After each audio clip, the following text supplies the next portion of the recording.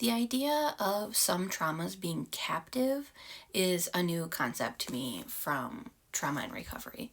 And I would have just thought that's not anything to do with anything I've gone through, because I would have thought it would just be things like concentration camps or being kidnapped or like prisoners of war or things like that.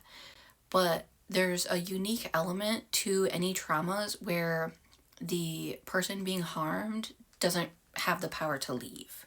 And so that includes the vast majority of traumas that people experience as children, because these are usually happening in our childhood homes, and we can't just like pick a new family or like go rent an apartment when we're 10 years old. Here is part of a passage that I wanted to read from this captivity chapter. When the victim is free to escape, she will not be abused a second time. Repeated trauma occurs only when the victim is a prisoner, unable to flee and under control of the perpetrator. Such conditions obviously exist in prisons, concentration camps, and slave labor camps. These conditions may also exist in religious cults, brothels, other institutions of organized sexual exploitation, and in families. Political captivity is generally recognized, whereas the domestic captivity of women and children is often unseen. A man's home is his castle. Rarely is it understood that the same home may be a prison for women and children. In domestic captivity, physical barriers to escape are rare. In most homes, even the most oppressive, there are no bars on the windows, no barbed wire fences. Women and children are not ordinarily chained, although this occurs more often than one might think. The barriers to escape are generally invisible. They are nonetheless extremely powerful. Children are rendered captive by the conditions of their dependency. Women are rendered captive by economic, social, psychological, and legal subordination as well as physical force. Captivity, which brings victim into prolonged contact with the perpetrator, creates a special type of relationship, one of coercive control. This is equally true whether the victim is taken captive entirely by force, such as in the case of prisoners and hostages, or by a combination of force, intimidation, and enticement, as is the case with religious cult members, battered women, and abused children. The psychological impact of subordination to coercive control may have many common features, whether that subordination occurs in the public sphere of politics or within the private sphere of sexual and domestic relations.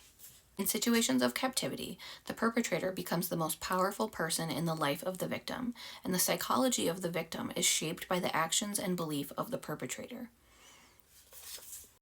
There's a couple of chapters that basically say that not a lot is known about perpetrator psychology, because they don't come in to talk about their experiences, and they aren't part of research studies for the most part, and so on, but that they tend to look very normal and can be highly functional in communities and workplaces and things like that. They're not stereotypical bad guys that you would see in movies or something. So jumping down. Authoritarian, secretive, sometimes grandiose, and even paranoid, the perpetrator is nevertheless exquisitely sensitive to the realities of power and to social norms. Only rarely does he get into difficulties with the law. Rather, he seeks out situations where tyrannical behavior will be tolerated, condoned, or admired.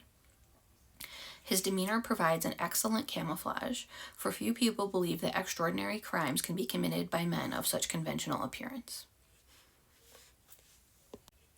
Simple compliance rarely satisfies the perpetrator.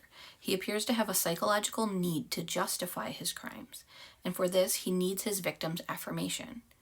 Thus, he relentlessly demands from the victim professions of respect, gratitude, or even love.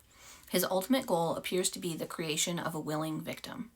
Hostages, political prisoners, battered women, and slaves have all remarked upon the captor's curious psychological dependence upon his victim. George Orwell gives voice to the totalitarian mind of the novel in the novel 1984, content with negative obedience, nor even with the most abject submission. When you finally surrender to us, it must be of your own free will. We do not destroy the heretic because he resists us. So long as he resists us, we will never destroy him. we will convert him. We capture his inner mind. We reshape him. We burn all evil and illusion out of him. We bring him over to our side, not in appearance, but in genuine heart and soul.